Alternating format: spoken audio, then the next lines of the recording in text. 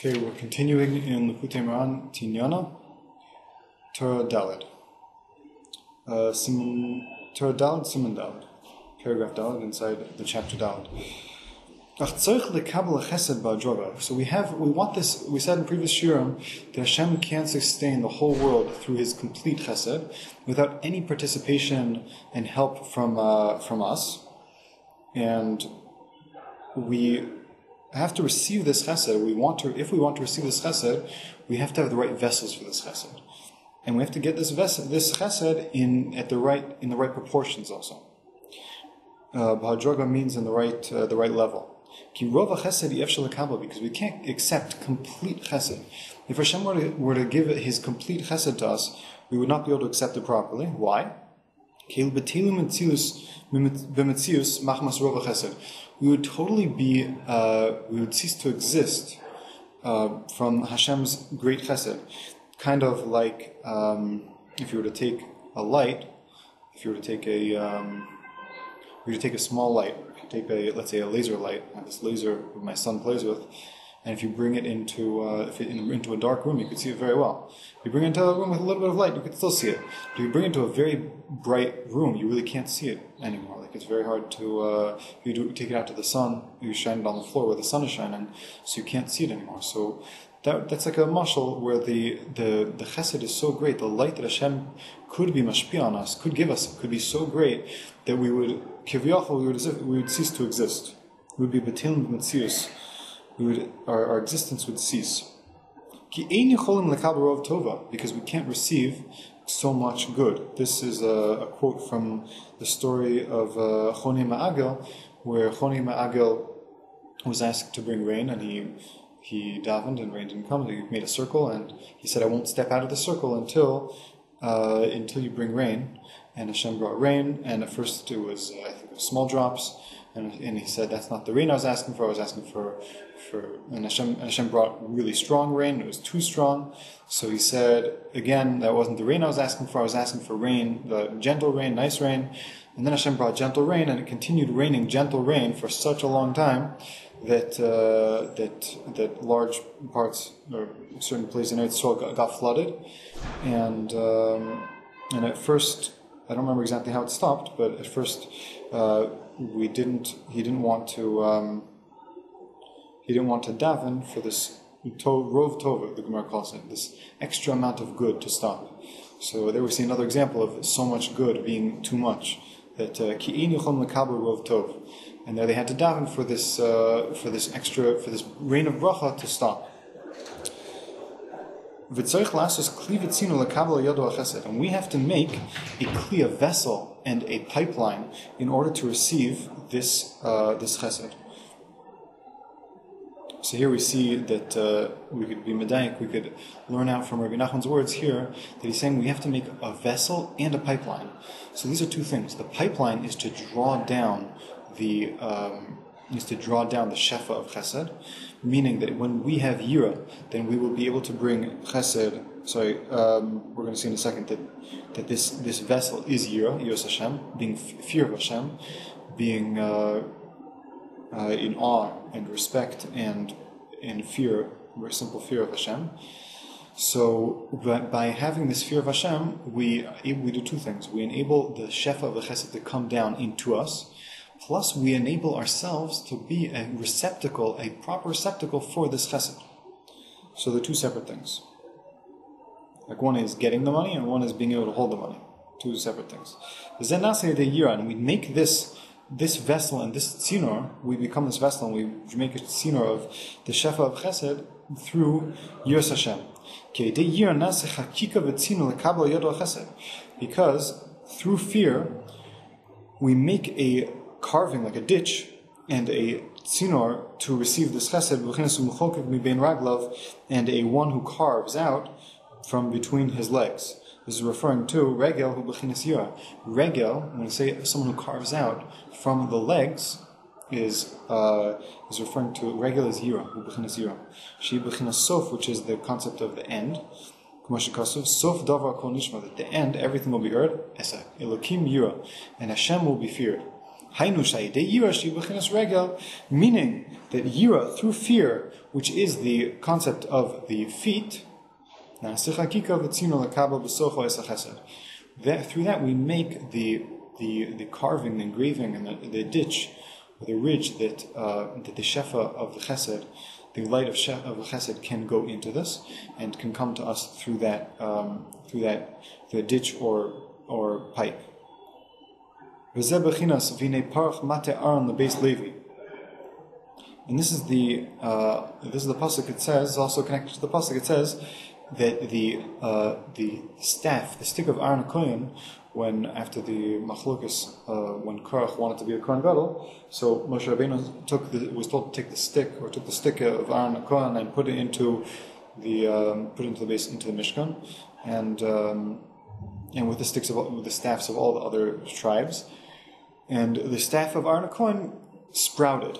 It grew flowers. It grew shkedim. It grew almonds. Now chesed is, as we said before, chesed is the union of Kohen, and that's Aaron Kohen. Aaron represents that. He was representing that in that pasuk. He was representing the Kohanim.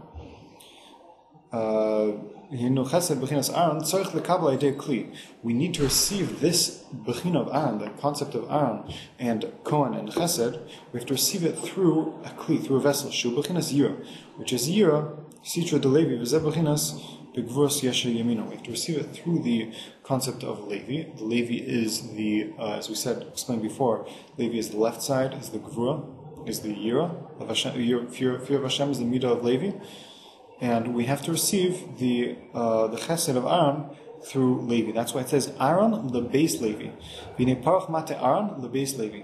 That the staff of Aaron, which is chesed, it sprouted, and this could be referring to the fact that the light got HaMashacha, it came down through Levi, from base Levi.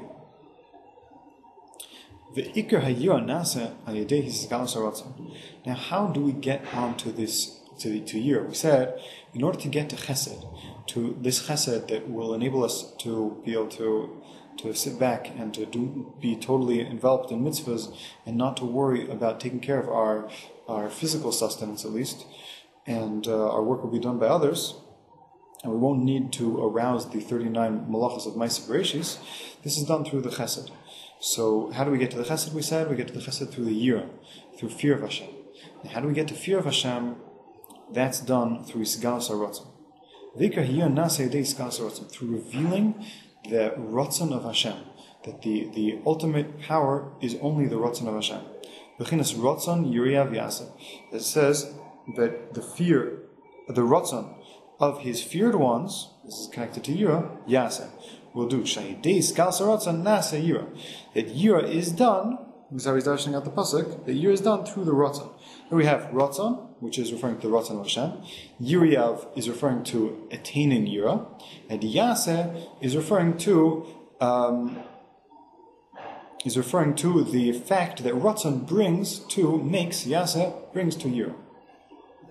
Hainu, Ayedesh Isgalus HaRatzon, Ayedesh Nisgale, Shakom Isnag B'Ratzon Yisbarach. Meaning, what does it mean, Ratzon of Hashem, that through the Ratzon of Hashem, means through revealing to oneself, and possibly to others, that everything runs through the Ratzon, through the complete, only absolutely desire of Hashem. Because Hashem created everything according to His will. His will, He wanted, He said, and the world was created. He was not obligated in any way. He wasn't forced by any nature. There was no nature that binds Him. He is above any type of nature, any type of obligation. And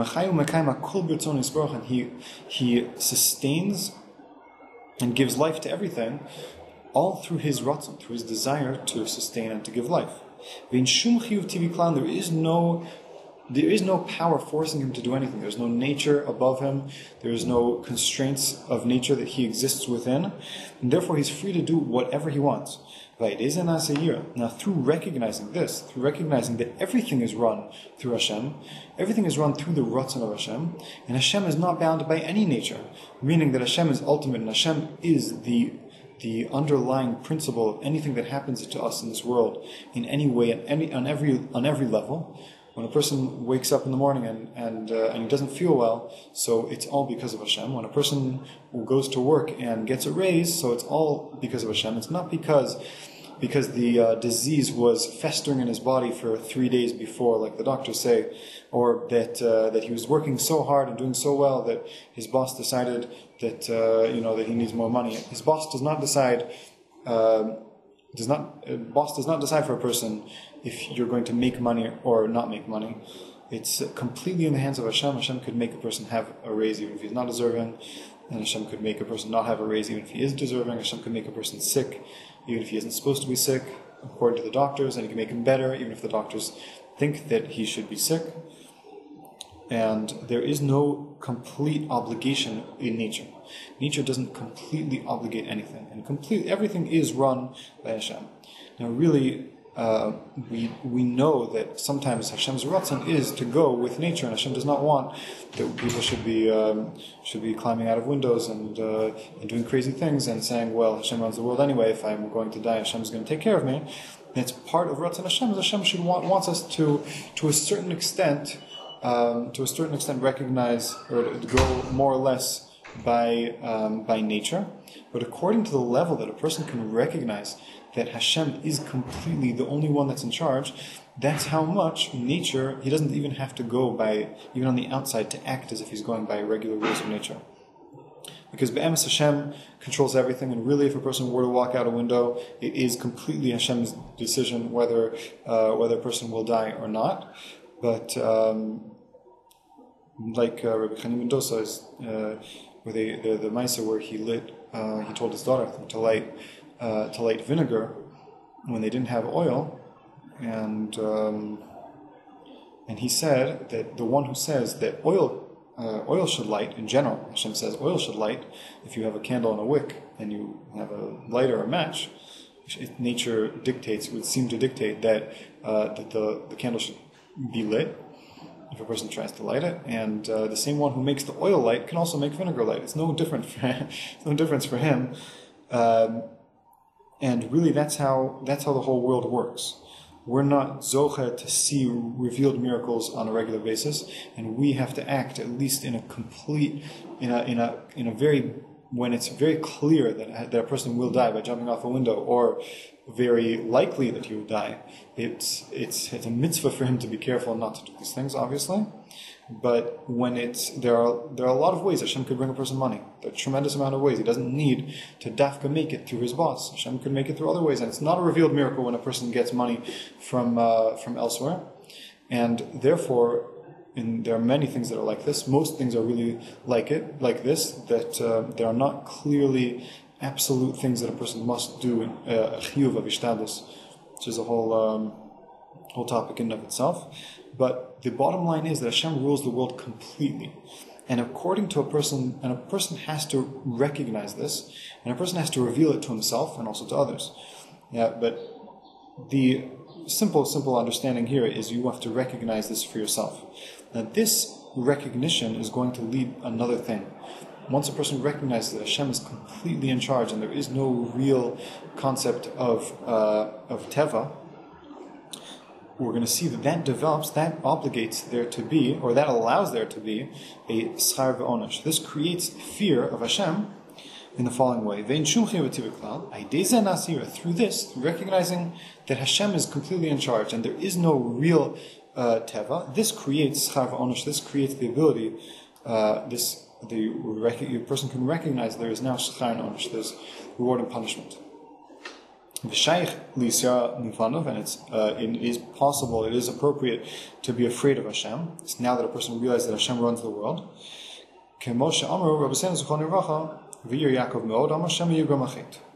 As it says that Yaakov was very scared because maybe he sinned, and his sin caused him to maybe be in trouble from Esav.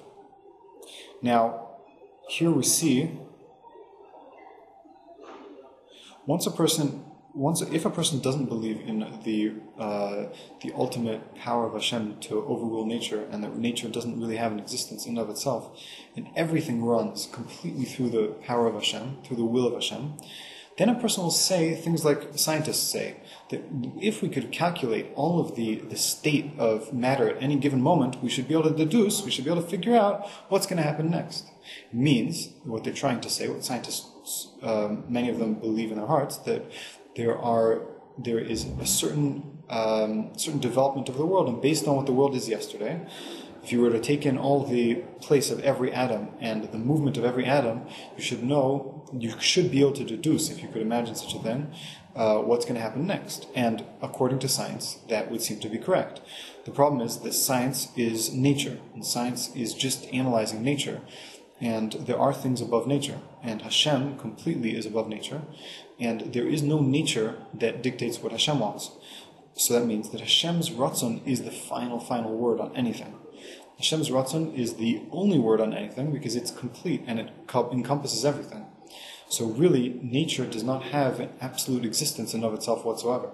And nature can't dictate anything because things can change, and especially what the Rebbe here is speaking about, freedom of choice, where a person has freedom of choice regardless of the fact that he has certain chemicals and hormones in his brain, regardless of the fact that he grew up in such and such a place, and regardless of the fact that nature, scientifically, if you were to analyze the person's all the person's hormones and chemicals that are running through his body, you would say that this person must do a certain avera at a certain time. When he's tempted, when someone brings him a very yummy cake, or when he passes a McDonald's, he has to go in because he has such a strong, overpowering desire for this type of food that he has no choice. And chemically and medically and physically, you could see such a thing in a person.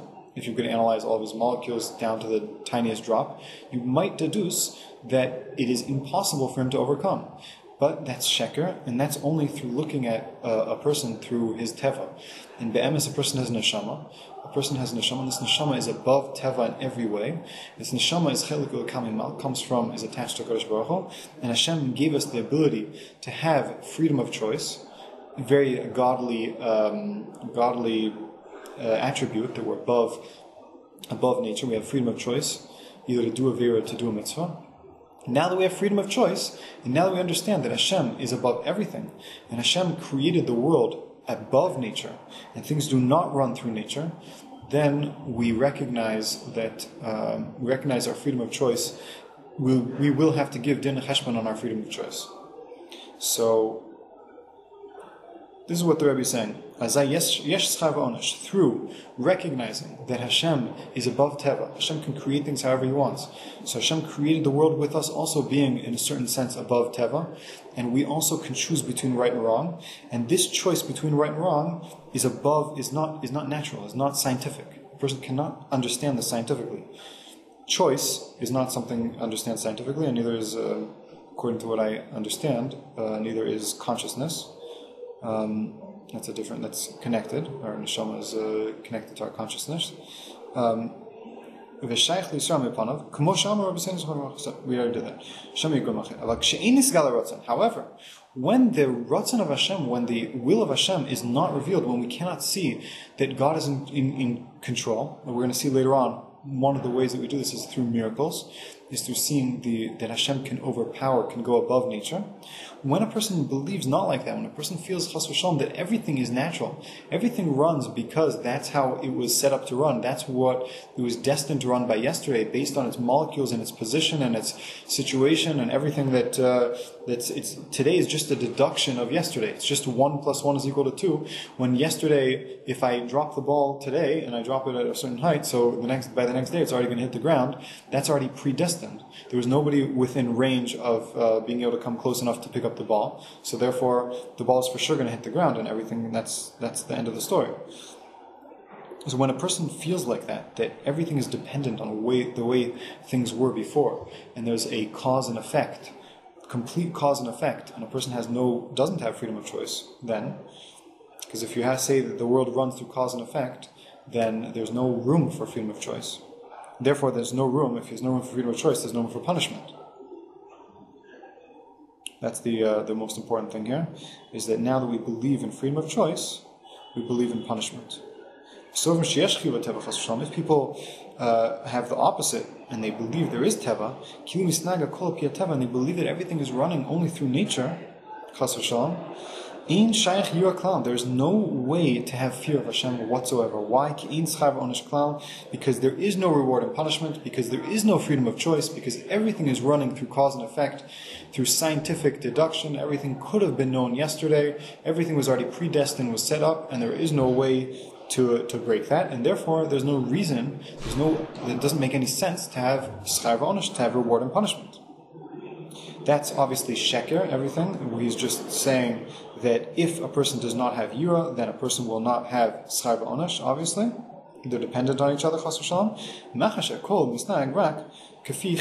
Because everything runs through, if a person would believe this, they would believe that everything would run through nature, and everything would run through what nature dictates. Chas v'shalom. This is obviously, nature and science is incorrect in an absolute way, that things do not run based on science, and they do not, that's not the dictator. Science does not decide what's going to happen tomorrow. It's only Ratzon Hashem. Again, often Hashem does want that things should go within the derech of science. Most of the time, that it seems to be like that, and a person, according to his Inyan, he has to conform to some extent to that. But comes out that the main yira is through, the main way that we come to fear is through realizing and through coming to revealing that the Ratzon of Hashem is the complete and only Ratzon in the whole world, and no other Ratzon, and Teva is not the operative factor here, and therefore there is freedom of choice, just like Hashem can do whatever He wants. Hashem let us do whatever we want. He lets us choose completely. Everything runs b'yidei shamayim chutz mi'yirei shamayim, and Hashem allows us to completely choose whether we're doing a mitzvah or an avera at any given moment, at all times. Rabbi Nachman says that a person at all times has freedom of choice. In every situation, even if it's something simple, a person has always freedom of choice. Is he going to remember Hashem? Is he going to think about Hashem and what He's doing? Is he going to be thinking about whether this is the right thing or the wrong thing to do? That is the freedom of choice that a person has in every situation. What exactly happens, how the outcome is, that's not his choice. He doesn't have the ability to change the actual outcome. But to try to do mitzvahs and to try to come close to Hashem, that's what a person has the choice to do. And chas v'shalom, a person also has the choice to do averos. If a person wants, he could choose, and he could feel that he could go after his heart. He can go after his yetzer hara. He can go after averos. He could run off to McDonald's, or he could run after that tray of cake that he could be tempted to eat. A person has a choice in every situation, and therefore it's shaykh schar v'onesh. So for it's shaykh, a person will get punished for everything, and he will get reward for everything that he does.